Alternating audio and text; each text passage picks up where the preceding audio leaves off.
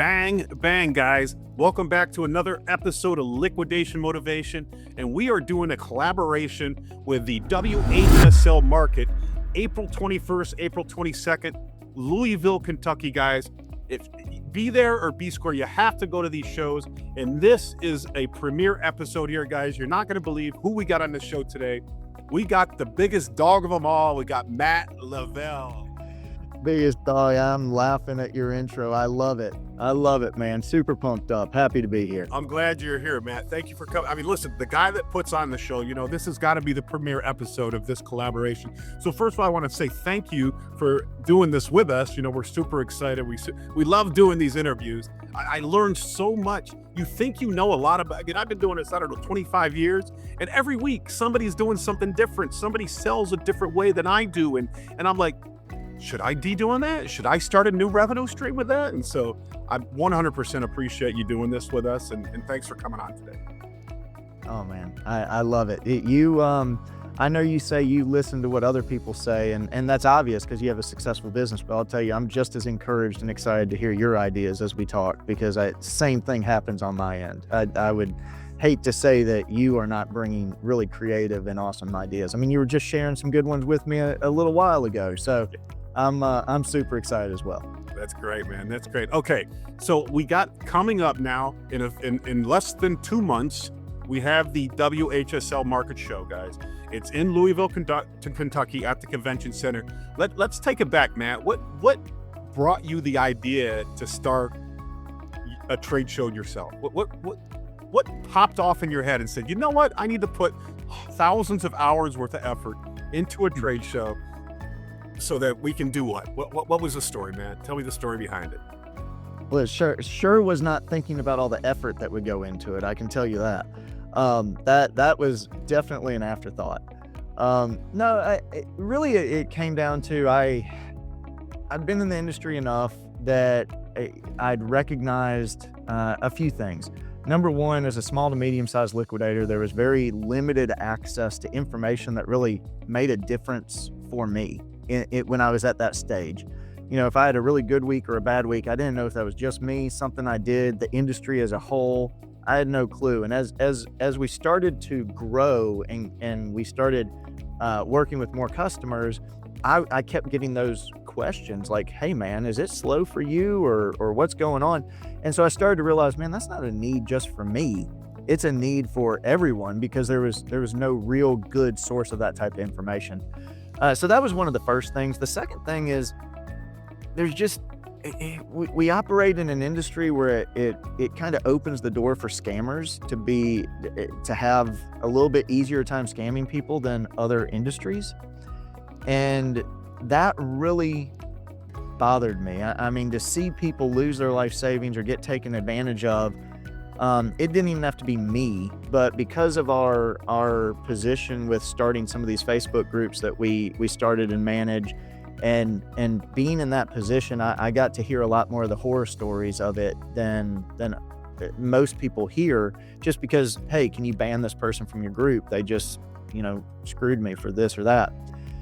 And, it turned into something where I didn't really want to be part of an industry that supported scammers. And so I started to take a step back and say, you know what, how can I fight them? I may not be getting taken advantage of, but I'm not their target anymore. Their target is that new person that's showing up that thinks they need to go find the secret source. And so they start reaching out there, and this person is posting really good looking stuff for really cheap. They think they're now in liquidation, so they should get gold bars for pennies. So it makes sense to them. And so then they reach out to that person, and next thing you know, they're getting screwed. And it's like, man, how many people's lives are being ruined like that? So really started to take a step back, and from a standpoint of morals and ethics, as well as just delivering good quality information. And thirdly, having a good place where people can network and get to meet other people that are legitimate.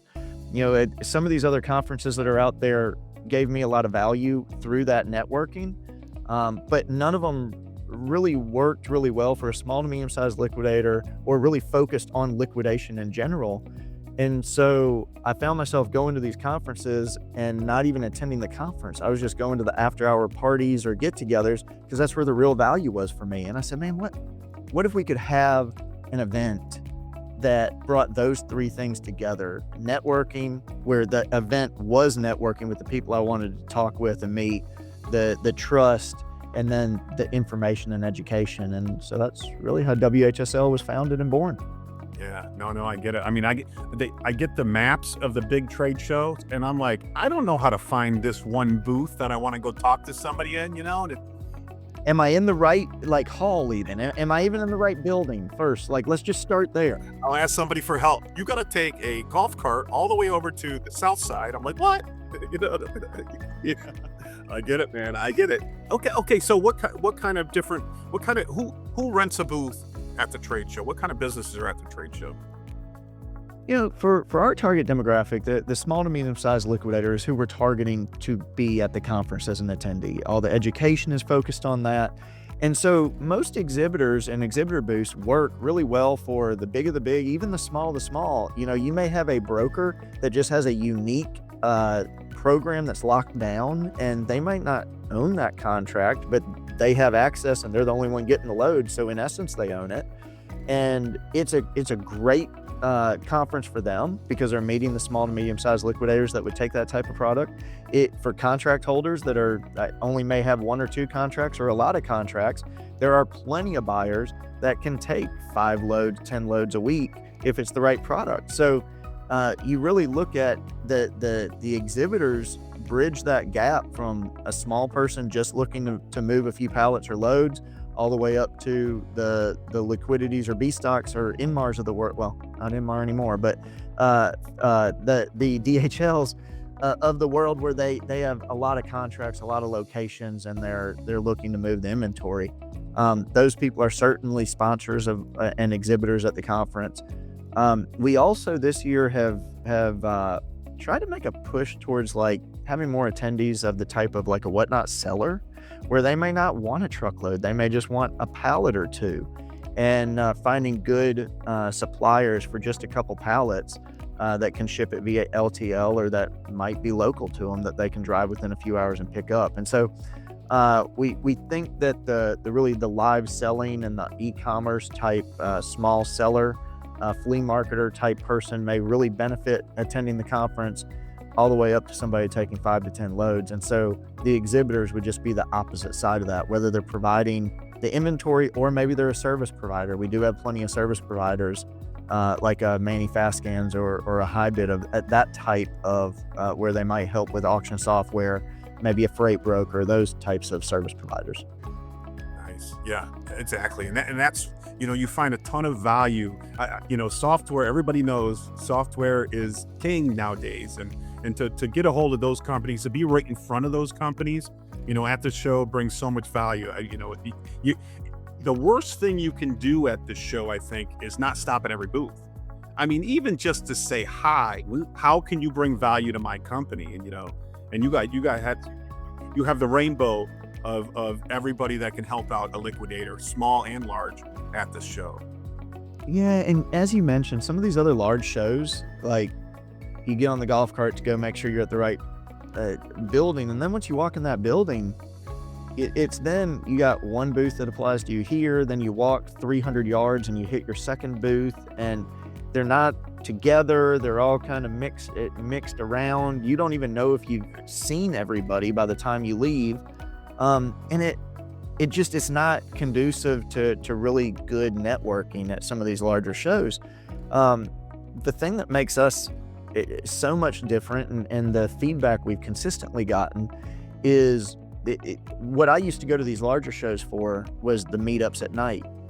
Our entire show is a meetup, not just the meetups at night, but even during the day. So if you're looking for quality opportunities to meet people that are actually applicable to your business in the liquidation space, there is no better spot than WHSL Market. Yeah.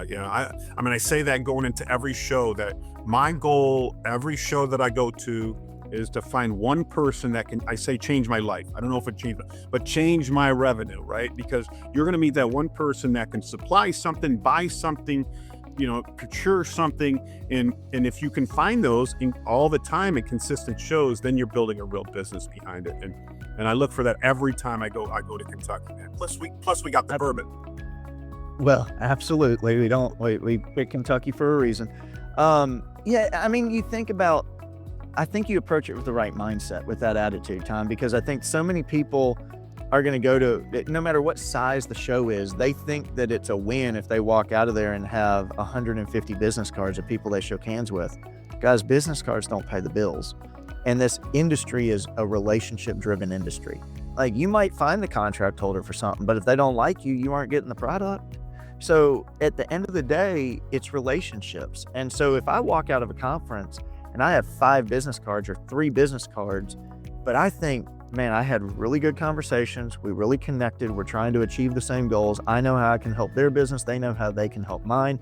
We have a good sense of each other where we can trust each other. Like, those are the key things that I've accomplished. And again, if I walk out of every conference with one person, just one that I can do some business with, over time, that habit will build a Rolodex of contacts. And it has for me, and it sounds like it has for you, build a Rolodex of contacts that we can build a business off of.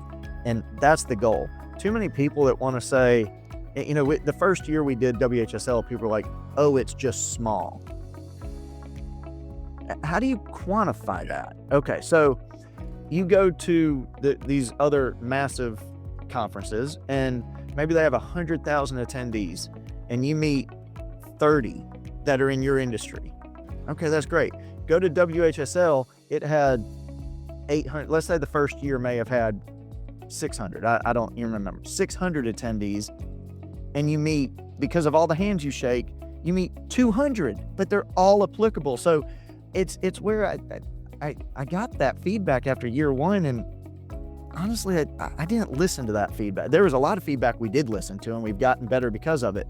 But the feedback of, oh, she's not that big. Based on what?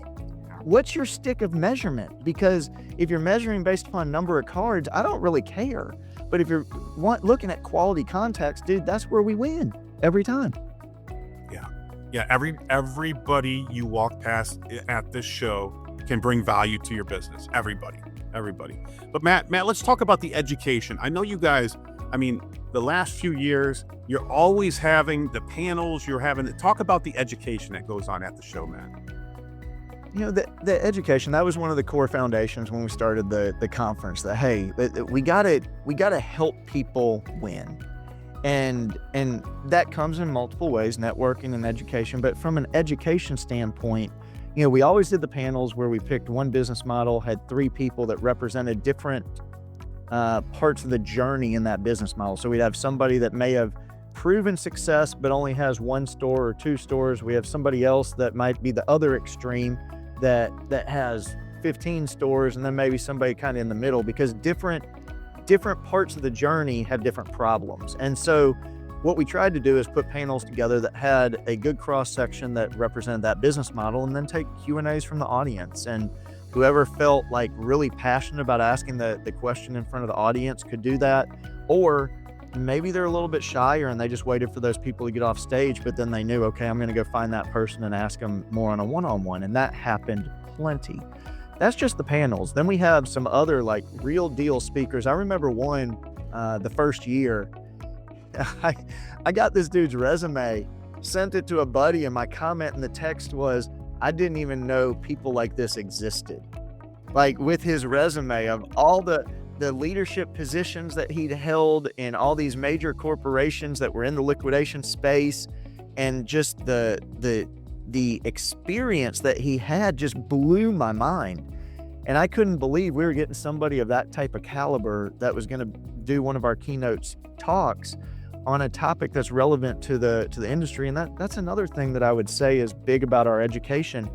We understand who our core demographic is. Look, I'm not putting education together that's going to teach the Home Depot of the world something new. Like, hey, they're great, and I think they need education too, but that's not our core demo. Our core demo is the small to medium-sized liquidator. And so we're trying to pick the right education for that demographic so that they get the most value out of it. So we've had some speakers, like some attorneys, that talk about getting your business structure set up properly. We've had marketing people that are talking about marketing.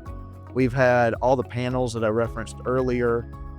This year we're going to do something that I'm really excited about. It'll be kind of fun. It's 5 ideas in 30 minutes. It's where we basically have 5 speakers. They each have 6 minutes on stage, 1 slide on the projector to talk about 1 idea. And we're gonna rapid fire through those people, keep the energy up, new ideas hitting you with really solid information. They're not filling up 30 minutes, they're filling up 6 minutes. And that's it, 1 slide. So I'm excited of that. If somebody wants more information after one of those, then again, they kind of mark that person and go find them a little bit later in the conference. We unveil our State of the Industry report every year at the conference. So we send out this survey, get bunch of respondents responding on how their 2025 business went. We ask them quite a few questions about just what did they see in their business, how did things change compared to the year before, and then we quantify all that data into a State of the Industry report. We launch that when we're at the conference, and then we have the PDF download that's available. So we have that. Man, I could keep going. This year we're doing another type of talk called How I Did It. So it's taking somebody that in a period of time, relatively reasonable period of time, has gone and gone from zero to a pretty sustainable business, within the last few years. And again, that's not only hey, here's kind of what we did, but then it's also open to question and answer. So we try really hard to get a good cross section of quality information that's applicable to our core demographic. And feedback so far has been we've done pretty good at that. We're going to see if we get that same feedback this year. We think we will. I'm sure you will. All right. So if somebody's new in the industry, somebody's just starting out, what is the ramifications of not going to the show? Good question, man. Real good question. I got to think about what angle I want to answer that from, because there's a few angles. Well, there are, you could look at it and say, okay, I didn't go, so I didn't get that contact, but my competitor down the street did and got that contact. And now they got access to a new type of product that their customers are going crazy over that I don't know where to get. All right. So you got that angle. You got another angle on what's the education worth? Is something going to be said on stage that could completely maybe it doesn't have to transform your business, but maybe it just helps you avoid making a mistake that would have cost you $10, $30, $100,000 before you figured it out and got it corrected. So you got that potential risk. Maybe you don't meet anybody new. I doubt that would happen, but maybe you don't, and you miss out on the opportunity to reinforce those relationships. Because one thing I've learned about this in this industry is it's not always the new relationship. A lot of times somebody you already know and have done plenty of business with gets a new program. You just didn't know they got that program. And it's like, oh man, I'm really glad I learned that, because the trust is already there with this person. We can immediately start making money together with that. So that's, I guess, a third way.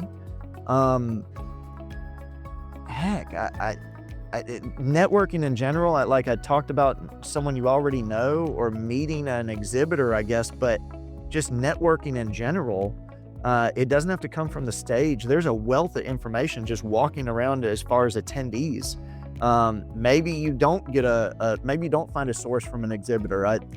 You'll find plenty from exhibitors, but maybe that's not where the source you need comes from. Maybe it's just another attendee that you hit it off with, or that they run the same business model, and next thing you know, they're telling you what's working, and they're 600 miles from you, so there's no threat. And you're like, man, do you mind if I do that in my business? And they help generate an extra $2,000 a week in revenue for you, or something like that. There's so many ways that not attending a conference like this can hurt you. And the sad thing is it's not like you get a scorecard at the end. Like the minute the conference ends, you don't get a report saying, well, here's where you screwed up. Yeah. It's you're never going to know where you screwed up. The only way you ever figure it out is when your competitor that you're sitting there 3 years later saying, man, how did they do that? How did they grow so fast? And how did they get there? How do they source like that? And you're still struggling to figure it out. That's when you got to start to take a step back and say, Einstein said something, and I thought he was kind of smart. Doing the same thing over and over, expecting a different result's the height of insanity. And so maybe at year 3, when you're saying, how did that competitor do that and I didn't? Maybe you start to look at the decisions that you've been making and realize, man, I probably need to make a few different decisions. Now, I hope you don't get to that point. I hope you make all the right decisions along the way. If I was rooting against people, I'd have never started the conference in the beginning. Yeah. But I did start the conference, so I definitely care that people are successful in this industry. And I wouldn't keep doing it if I didn't think it was helping the industry. I think if anybody knows me, I think you could go ask them and say, hey, does Matt do things to help the industry? And I would hope the answer is yes, and that's been apparent, because I do.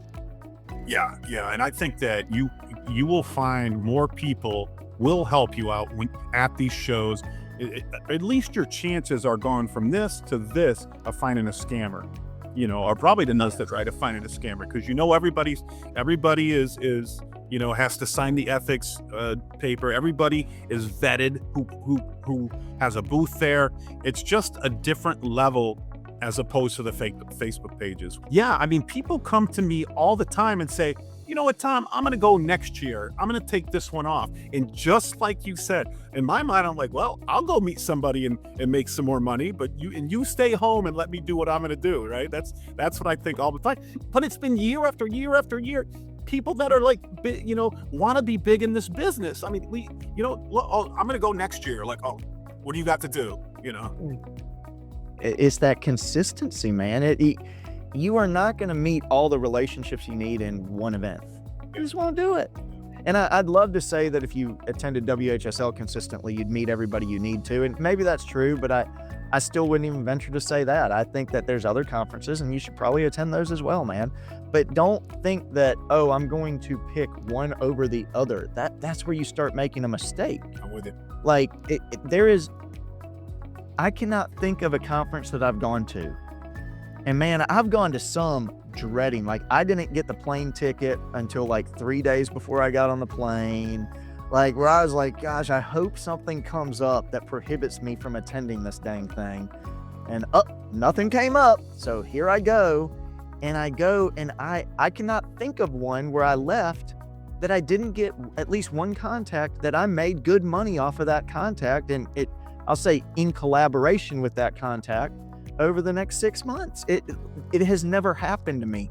So at this point, even though I may not be excited about going somewhere or doing something, I go. I book my tickets a little bit more in advance than 3 days now because I know I'm going to be there. I plan around it, and I'm there because I have yet to go somewhere that I did not get a benefit of just being there. And again, it may be somebody new, it may be somebody old that I already know, but the benefits occur. And it's like, well, dadgummit, if I want to grow a business and I'm actually serious about it, I probably should be there April 21st, 22nd.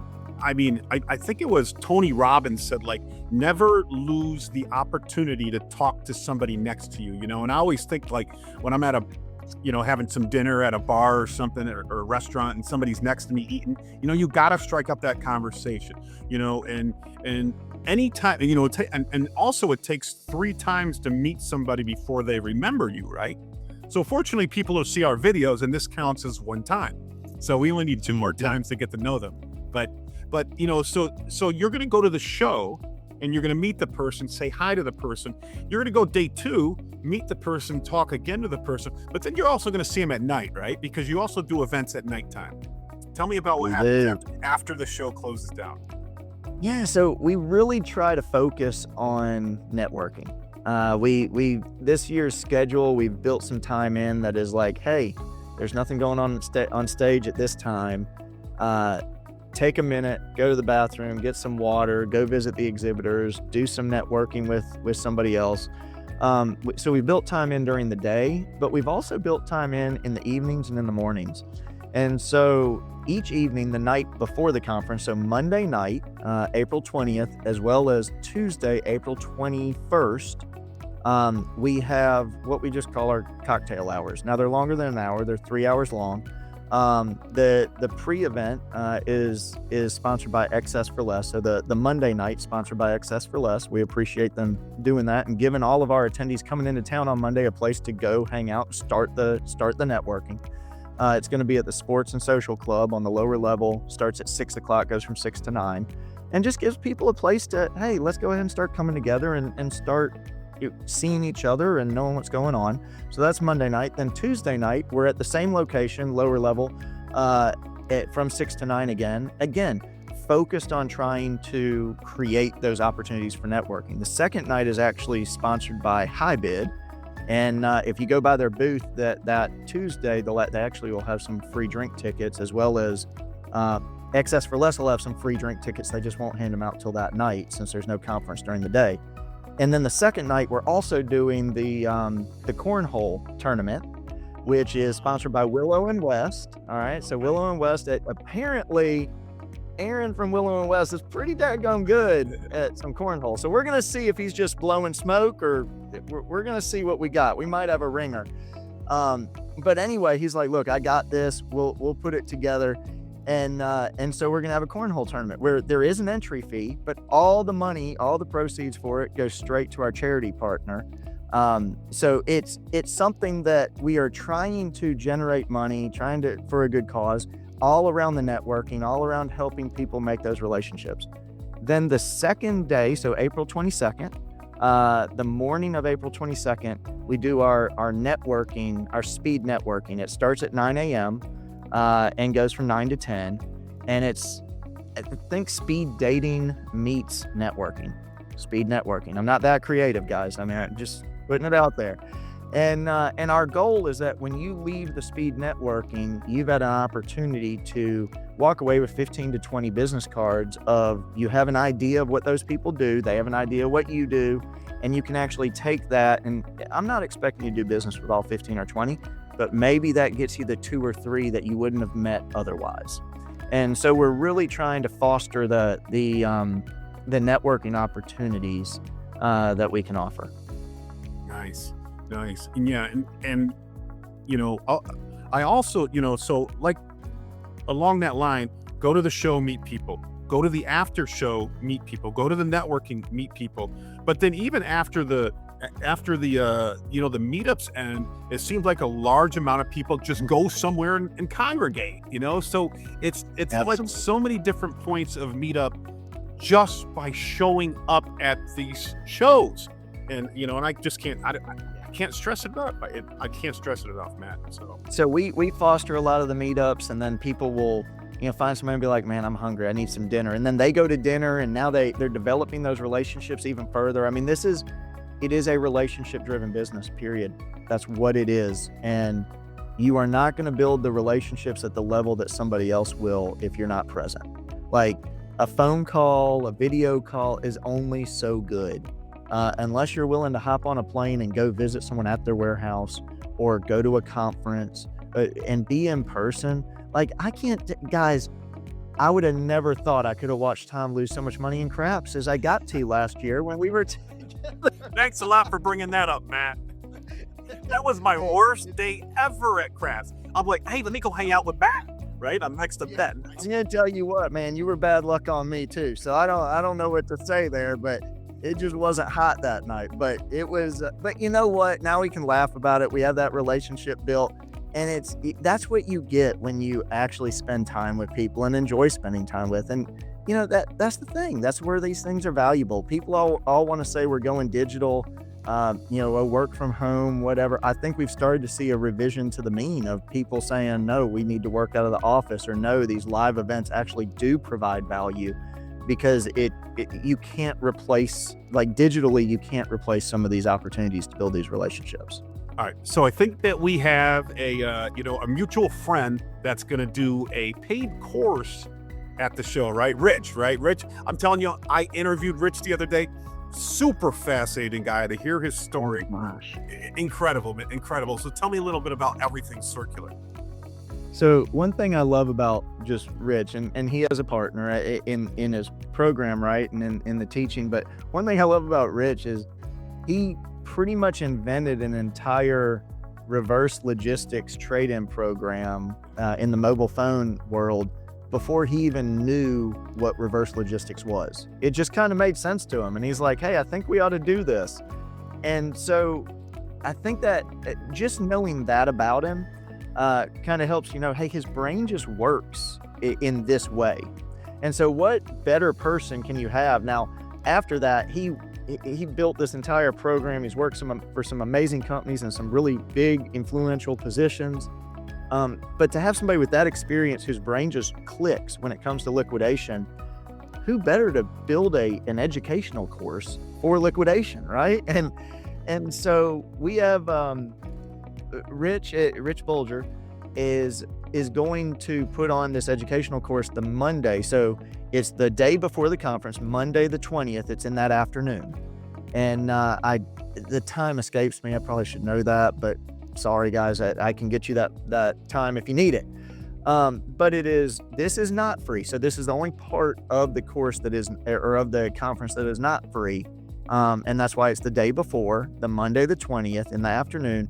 But you get a 3-hour course where Rich and his business partner will actually go through and teach you, and then you get a certification at the end, and you get a book that they have written, which it's actually pretty thick, man. I don't know how many hours they put into that book, but there's some good stuff in there from somebody who has the experience that's able to teach you about reverse logistics. And it will help open up some perspectives for you on, hey, if you're talking to a retailer, what are they looking for out of a reverse logistics partner? Maybe you're not looking to go get that contract yet, but it certainly helps to know how you fit into the overall part of the reverse logistics process and where you're going to get in trouble or where you can really add value. And so the course is pretty inexpensive for the value and for the time commitment. You're already traveling to the conference, so you have no travel or lodging. You already are going to spend that anyway. Throw a little bit of money towards the course and get that certification and really gain a little bit of perspective. And then look, don't just get the certification for you, then put in your email signature, promote it to your customers or new customers, promote it to potential suppliers, like leverage that experience to then get another supplier, get more customers. Because I'll tell you, if you pick up one customer or one supplier out of that, you've more than paid for that course. I don't know, 100-fold, 1,000-fold, a lot. So it's certainly worth it. So we're super excited to have them that Monday in conjunction with WHSL. Again, one of our cornerstones is education, and I don't think we can find better education that is actually curated education in our industry than through Rich. So super pumped. Y'all definitely, you can go to our website and actually register for that. And if you have any trouble finding the link or whatever, just shoot us an email at support@whslmarket.com and we'll get you the link so you can register. I think what kind of opened, for the first 10 or 15 years I'm in liquidation, I just bought and sold stuff, right? That's all I thought was liquidation. But there's so many levels and layers to this, and Rich does a fantastic job explaining all that. Like, your niche might be in this level of the liquidation business, but you're only operating down here. There's so many levels. And when a guy says, yeah, I grew my department from 5 million to 500 million, you're like, damn, look at this guy, man. I love him, and he's so entertaining to talk to, man. I enjoy him. I can't wait. I'm gonna go to this show. I'm gonna go get my certification back. So me too. I mean, I was talking to him the other day and I'm like, I don't know why I haven't asked you to mail me that book yet, but now we're so close, I'll wait. But I'm definitely eager to get my hands on that. Yeah. Plus he said he'll autograph it for you. So I said, all right, there you go. There we go. All right. I'll have to get 2 copies because then I'll have to peddle that on eBay or something, or get a premium for that autograph version. That's right. All right, let's circle back to something you said earlier. I just want to touch on it one more time. How does the morals and ethics part of your business work? Talk to me about that. Man, that's been one of the cornerstones, and frankly,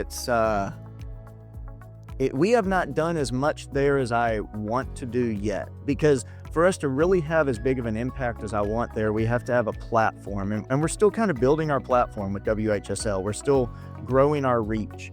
But one of the things that just truly has bothered me about the industry is the amount of scammers. And you got different scammers. You got people that may be overseas and you pay them their money and you never get anything. Or you got scammers that are domestic. You pay them money and they'll send you something and it's just crap.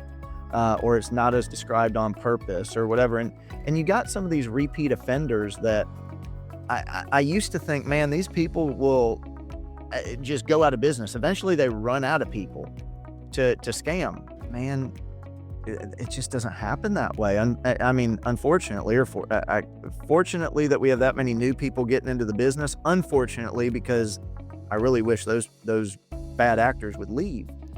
And so what we've done at WHSL, again, I'm CEO of Buy Low Warehouse during the day.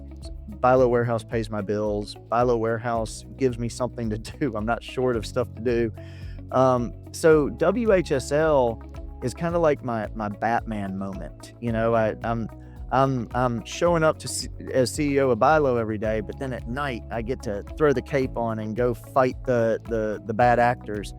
And so that's where WHSL comes in for me. So the reason I say that is, just because someone wants to dangle a check in front of me and say, hey, we'll take a booth or we'll sponsor you, I don't have to take it. And WHSL for me is more about creating change in the industry. It's about having an impact on the industry that I participate in and putting my money behind where my mouth is. I can say all day I don't like scammers. WHSL is something that I certainly funded in the beginning, and it's now something that I can take and say, okay, we are battling the scammers here. And so again, we created the Morals and Ethics Pledge, which is a set stated morals and ethics that all of our exhibitors have to agree to, all of our sponsors have to agree to, as part of the contract they sign whenever they sign to exhibit or sponsor.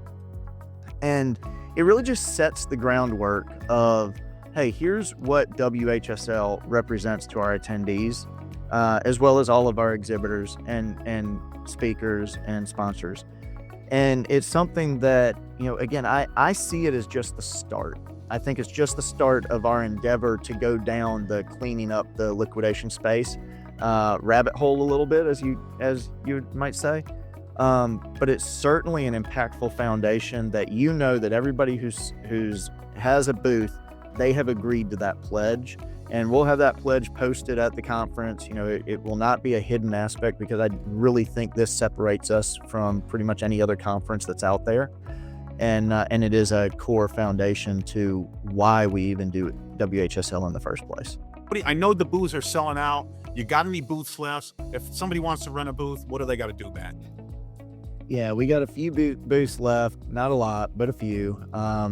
They need to get in touch with us pretty quick. Number one, we have to turn everything into the fire marshal within a time period for him to approve our layout, just for egress purposes and such as that. So, yes, we got a couple, but you need to get in touch with us quick. Damian Polak is who handles that. So his email would be dpolak@whslmarket.com. Again, dpolak@whslmarket.com. As long as you get in touch with them pretty quick, we should be able to accommodate, help you out, get you a space. And then if you're just looking to attend, look, attending is free. Like, we're not trying to charge anything. If you want to attend the course we talked about with Rich, yes, that is a paid course. It's on that Monday. But the main conference and all the activities that go on with the Tuesday, Wednesday part of the conference, 100% free. You can go to our website and register there at www.whslmarket.com. Again, whslmarket.com. Louisville, Kentucky, April 21st, 22nd. Be there. Be there. All right, Matt, thanks for coming on today. I appreciate it. The godfather of the trade show market, man. A lot of great information today, Matt. So thank you so much, man. This is going to be great. I'm excited. I cannot wait for the show, man. Oh man, me too. It's going to be great. We're excited. It's shaping up to be a good one. All right, guys. So that's a wrap. A collaboration between Liquidation Motivation and the WHSL Trade Show, guys. Thanks for coming on today. From Matt and me, guys. Thanks for watching. Now go out there and make some money.